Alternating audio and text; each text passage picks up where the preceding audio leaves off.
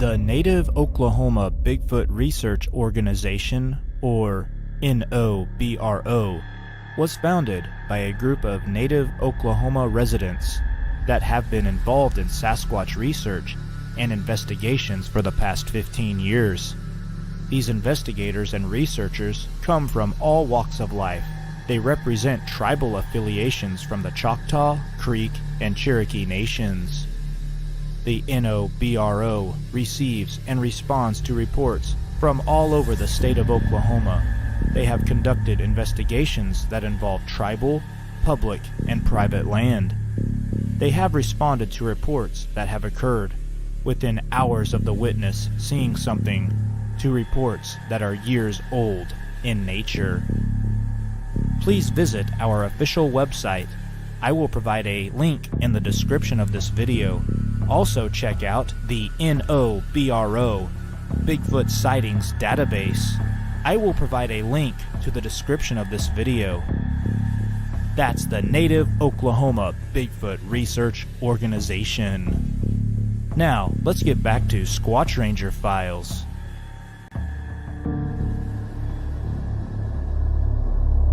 You have 77 counties in Oklahoma. I can put reports in them in 66 counties. 911, what are you reporting? We got someone or something crawling around out here. Did you see what it was? I'd say it was a person or somebody really big. But he's all in black.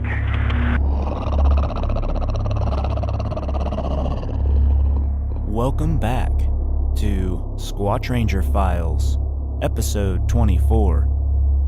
Hey guys, be on the lookout for a giveaway on my YouTube channel. When my channel hits 225 subscribers, I will be holding a giveaway/drawing. So be on the lookout for an upcoming announcement about the drawing and the prize. Okay guys, let's get back to Squatch Ranger Files, episode 24. Number 1. Man and wife spot Bigfoot while kayaking. 2007, Southwest District, Oklahoma County, Oklahoma. Class A, nighttime sighting. The following report has been featured on Animal Planet's television program, Finding Bigfoot, Season 3, Episode 3. It was at night. It was at 11 o'clock, and it was real common for us to float the North Canadian.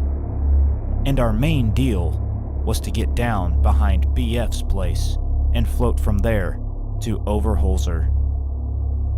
My late wife was floating near the bank at that time, and I was floating towards the middle. I was about 12 feet from the bank. We weren't talking, and we weren't paddling. We were very stealth. We were like two pieces of driftwood. We had two other people with us that were behind us, and we didn't know if they were 5 minutes behind us or 25 minutes behind us. We were just separated apart in the darkness, and we were basically just waiting for them. We were floating with the water and letting it just kind of take us down. We started listening to owls and the sounds of the night. I always call it in stereo. I was looking to my left when she, my wife, was on my right side.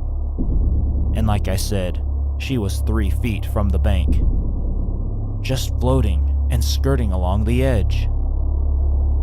And I heard her gasp, and I turned around to look at her, and she turned to look at me, and her eyes were just bugging out of her head, and tears started pouring, and her mouth was open. And I was like, "What? You've got to speak to me. You've got to tell me what's going on." And then right behind her, a Bigfoot. And I always tell people like this: a Bigfoot or a man in a monkey suit stood up behind her, stood there just a half second, stared at me, took a half turn, took 2 steps and disappeared in the woods. Now, back 12 years ago, when this happened, we would float night after night after night and never see another person. So back to the monkey suit. If it was a guy in a monkey suit, he was shooting long odds that somebody would come float by here on this night. And if it was, what was the joke? If it would have yelled or howled or done anything other than what it did, I would have freaked and fell out of my kayak. But that's all that happened. I finally got my wife to talk to me. She went into like a panic mode, and she wasn't a panicky type of girl. When I did get her to talk, she just thought it was a bush, some brush that was on the side of the riverbank, and she went to move her paddle. When you have one of those big long kayak paddles, and it was sticking out the side, so she went to move it, as not to hit the brush, and when she did, it raked along the top of her kayak and made a, it made a scratching sound across the top of the kayak. And this bush wasn't a bush. It was what she saw eye to eye at arm's length. A Bigfoot.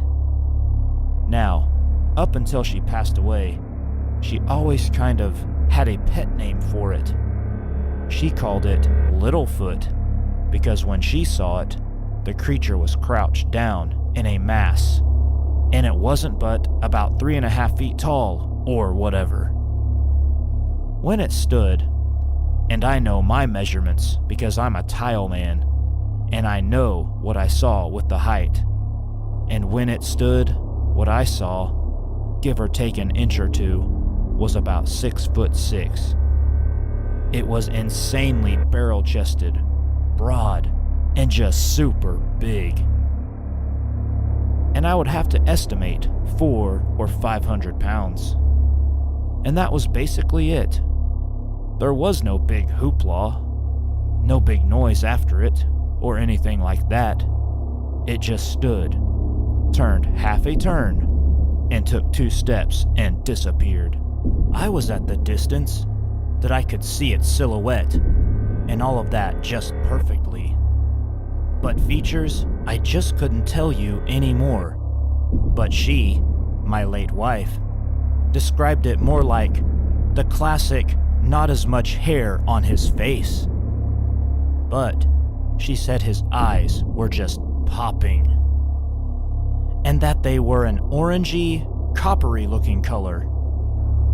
It was just a shocking, unbelievable moment, and I'm someone who has camped in Honubby, been out to places around Atoka, and have deer hunted in the woods around Wilburton. I grew up in southeastern Oklahoma. I would make up a story that occurred somewhere there, in those areas, not basically in Oklahoma city limits.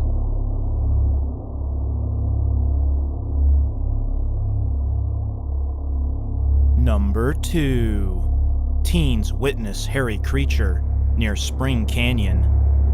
1993. In Carbon County, Utah. Class A, daytime sighting. I lived in Helper, Utah at the time of my encounter. It is a small town in the middle of a bowl of mountains. Beautiful place to live. Anyways, I was about 13 when a friend and I went for a bike ride up Spring Canyon. It's a haunted canyon in Helper. It was an old coal town. We went up a ways and decided to turn around and go back to the subdivision. Well, we stopped to eat some snacks just before the subdivision. I was eating gummy bears when I looked out into a field and saw this thing. I didn't realize what it was till I was older. It was hiding behind some tall bushes. I think it was watching us the whole time. It stood up and started to walk off, and headed to what we call the Flats. It is on top of a mountain that people ride off of with road toys. It goes for miles and miles. Anyways, I have never seen anything like this before, so I got my friend's attention, and we both watched it walk off. It had to turn its body as it looked at us, as it walked away.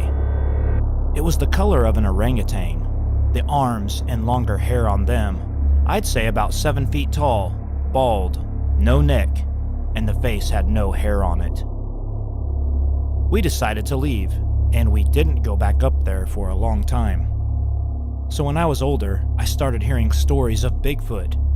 So I started looking into it, and realized that is what we saw. I have been obsessed with Bigfoot for years now.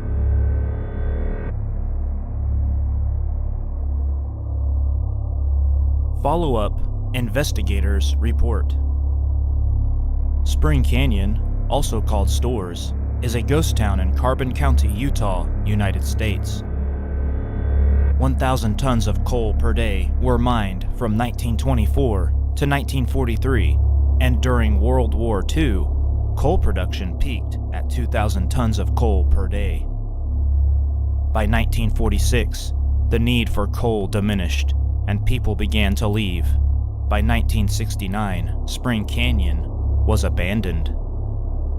The fact that Spring Canyon is now a ghost town leads to the idea that a Bigfoot would feel more secure rummaging through this area for food and seeking shelter in abandoned coal mines, with lower chances of coming in contact with humans. The general terrain of this area in Carbon County is as follows. The valley is ringed with mountains. The Wasatch Range to the west and northwest, and the Book Cliffs to the north and northeast. The county generally slopes to the south and east. Its highest point is Monument Peak, on the crest of the Wasatch Mountains, near the midpoint of the county's western border. The Price Canyon Recreation Area is approximately 5 miles north of Spring Canyon. The Price Canyon Recreation Area boasts a nature trail that features a stand of bristlecone pine trees. The bristlecone pine tree is one of the longest living life forms on Earth. They do very well where most other plants cannot even grow, such as in rocky, dolomitic soils in areas with virtually no rainfall. Bristlecone pines grow in scattered subalpine groves at high altitude in arid regions of the western United States. The Bigfoot from this report may be covering the area from Spring Canyon to the Price Canyon Recreation Area using bristlecone pine trees for hiding and camouflage as needed. The Price Canyon Recreation Area may serve as the home base for the Bigfoot, and Spring Canyon may be a secondary living environment. The 2 teenagers in this report were riding bicycles, which is a very quiet mode of transportation, which could be the reason these teenagers were able to get so close to the Bigfoot without being detected. Therefore, the teens were able to view the Bigfoot for a few moments before it departed the area. This case is now closed.